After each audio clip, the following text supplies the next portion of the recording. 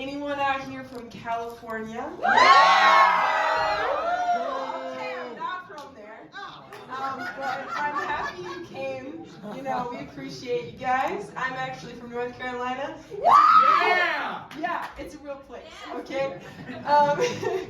Okay, so I have another question for you. Do you have any big families? Like, anybody from the family? Okay, so I have 9 brothers and 1 sister. So, yeah, woo! I survived, okay?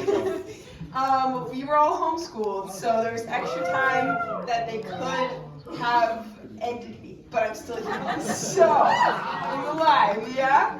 Okay, so, fun story, all 11 of us were born in 10 years. So, imagine a yard full of like a 10-year-old to a 0-year-old. So, pretty crazy. We actually, we're pretty good kids, you know, so our babysitters told us, or at least they like the money, we're not sure. We actually got called on from the police, like a lot of calls, you know, not because we were bad, we were good kids, generally. But they did think we were running an illegal daycare. So, I'm not sure how those conversations must have been like. I mean, I don't know, Susie down the road was like, hey, I promise you, there's more every day. I think they're running an illegal daycare. And the police is like, no, ma'am, we checked in. They're indeed their children. So, you know, nothing came of that. So we were safe from that. Other fun fact is my dad's an ex-Marine, so huge dude. Yeah, if 9 guys don't scare you enough, ex-Marine, you know, 6'4", or at least he was 6'4". He resembles a little bit of Mr. Incredibles, you know, except for like a little more receding hairline from us. Stress levels pretty high, probably. A fun story, so he was pretty scary, you know, he was intimidating, he's a softie, you know, he's this big, you know, teddy bear, but he could be really scary whenever you woke him up from his slumber. So we had this little ritual, you know, as kids growing up, as you do, and it basically consisted of the layout of our house. So we had, you know, our kitchen over here, and we had our living room over here, the rooms over there, just, you know, really normal. And then instead of walls in between the rooms, there was a fireplace. Big brick fireplace. I don't know who decided that was a good idea. They were like, you know, we don't need walls here. What if we just put a barrier of fire? You know, it sounds pretty child safe, you know? For 11 kids, you know. And when people ask me, you know, they're like, oh, how was it growing up with like 9 brothers? I'm like, well, I have a scar between my eyes. Don't know what that's from. Probably the fireplace, but I am a Harry Potter fan, so. Woo! Yeah, so I feel a little bit like the chosen one, you know. Yeah. So back to the ritual. So this was a nightly ritual, and we would, you know, there were so many of us that we thought we could afford to lose a few, you know? So we kind of, you know, had this kind of like little military experience, you know?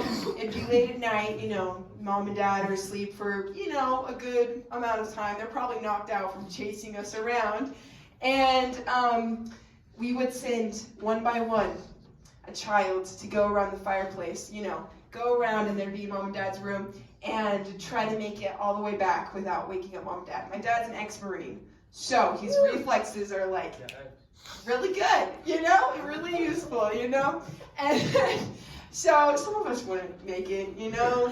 You'd be army crawling because that was, you know, the demands of the day. You must army crawl at, you know, the late hour of 9:30 at night, and hope you make it back home to your family, your stuffies on your bed. If not, you know, we might have a picture of you that would prove you existed, maybe.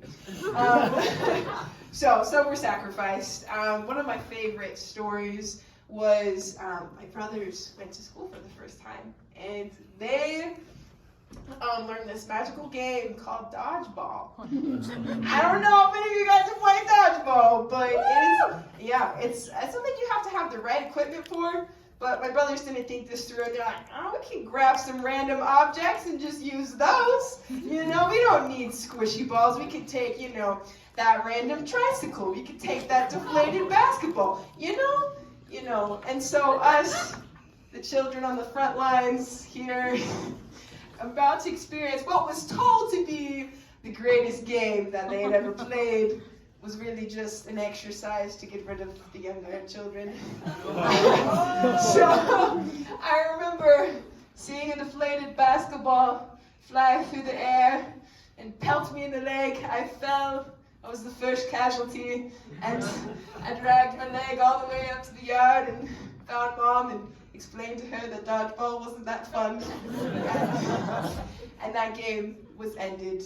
At least, as my parents knew it might have gone on with the older kids.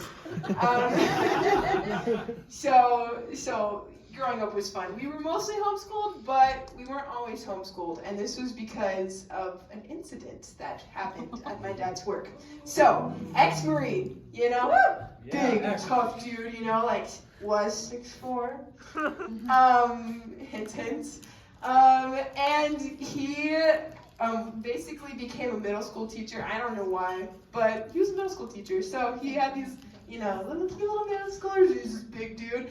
And they were gonna, you know, assign him to the mission of going with them to go rock climbing.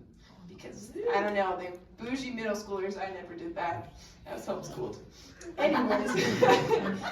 So, basically, they, you know, get up on the top of whatever those things, I've never actually gone. So on top of those, you know, giant rocks or whatever, and they're up there, and all these kids are so scared, they're like, I'm gonna die. I would be like that too, but I was safe at home, probably in a tree or something. And so, you know, they're all shaking and shivering, oh, I'm gonna die, and my dad's like, yo, I got you. You know, they trust him. He's got like the big deep voice, and he's like, was 6'4".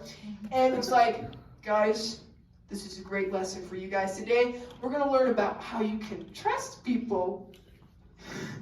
Not a good intro. We have a lot of trust in this world, and this is an example of it. So, you know, he's like, I'm gonna go first, you know, because they're like, what if he drops me? He's like, look, I'm like 7, 10, 12 of you guys combined. If I can go down, you guys can go down. And he definitely went down.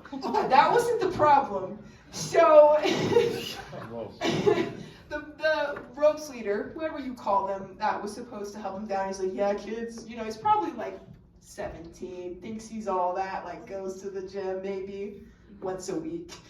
And he's like, yeah, kids, I got you. And my dad goes off, and the guy decides to do a trick of letting go of the rope. Oh. But he was gonna catch it, but he didn't catch it. Oh. So my dad fell 40 feet to cement.